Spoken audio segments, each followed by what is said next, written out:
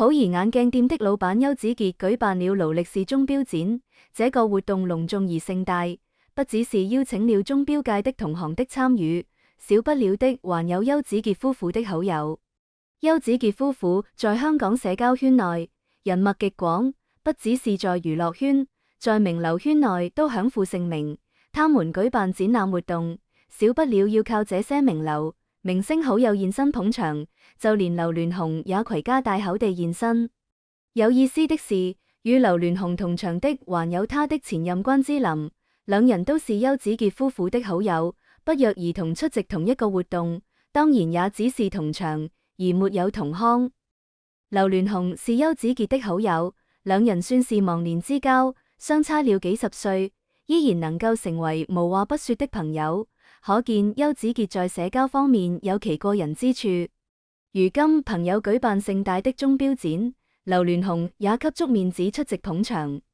邱子傑夫婦親自招呼劉鑾雄，安排了茶點，並且全程作陪。而劉鑾雄當天是與岳母以及女兒劉秀華一同前往的，甘比沒有來，看來他當天心情不錯，還與邱子傑夫婦、馬清偉與女友合照。邱子傑夫婦的朋友圈太廣泛，除了與劉鑾雄是好友，關之琳也是他們的好友。關之琳與邱子傑的太太邱李茂琪是閨蜜，私下經常組局聚會。如今邱子傑夫婦舉辦鐘錶展，需要有人前來支持，關之琳也是受邀對象。關之琳當天打扮依然很貴婦，穿了黑色的裙子，上身是白色打底衫，搭配闊肩的灰色夾克外套，還穿了一爽短靴，一身打扮還是頗顯隆重的，再加上精緻的妝容，與老闆娘邱李茂琪合照，她比對方更上鏡，也更搶鏡。與關之琳一同現身的還有顧紀雲顧老闆，兩人也是閨蜜，再加上邱李茂琪，三人的關係相當親密。事實上，邱李茂琪每年生日，關之琳都會現身來慶祝，所以他與邱子傑關係也很好。邱子傑親自接待了關之琳等人，安排了下午茶，並且合照。合照中，邱子傑坐在中間，關之琳、顧紀雲坐在兩邊。在顧紀雲身後的是馬清偉的女友 Winnie， 她在劉鑾雄現身的時候也參與了合照。由此可見，關之琳與劉鑾雄幾乎就是在同一個時段同場。劉鑾雄與關之琳罕見在同一個場合現身，當然兩人是不可能同腔合照，更避免了碰面。邱子傑夫婦在安排上一定會非常妥善，不會讓這種公關危機出現，這個還是可以肯定的。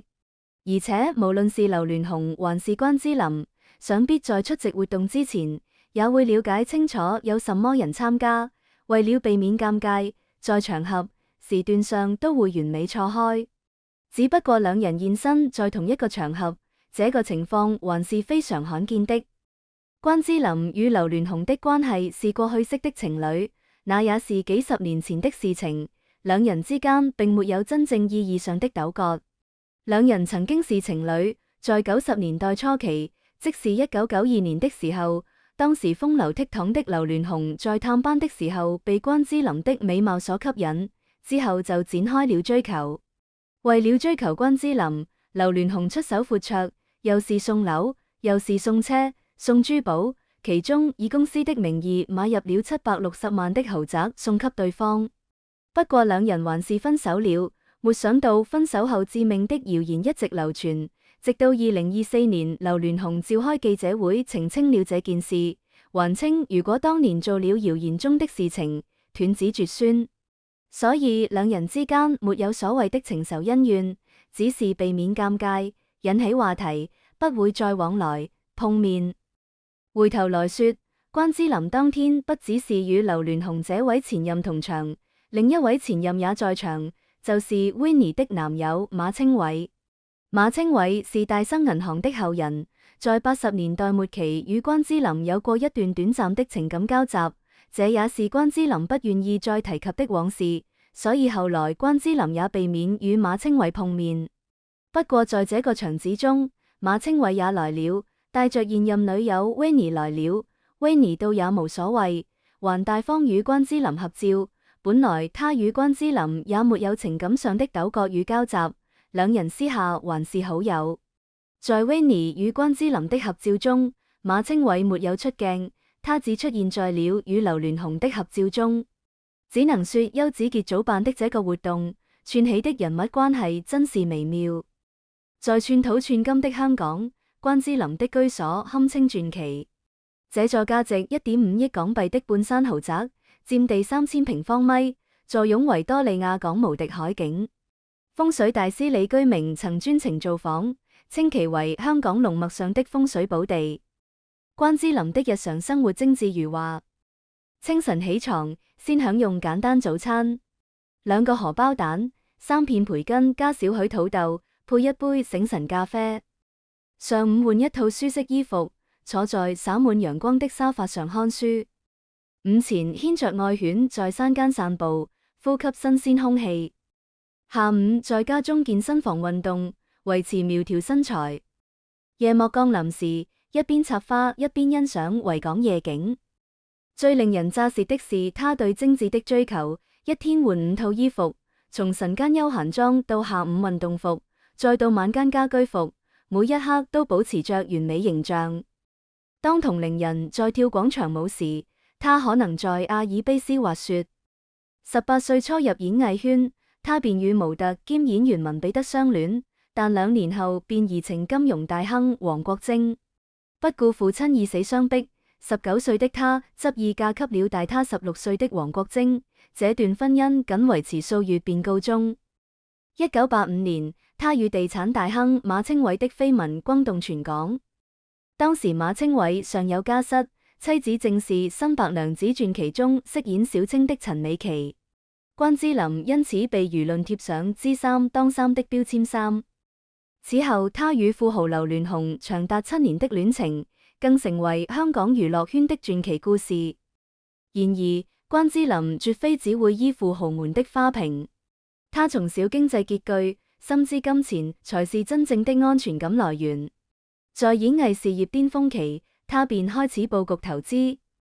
80年代起專注購置房產，憑借敏銳眼光低價買入高價拋售。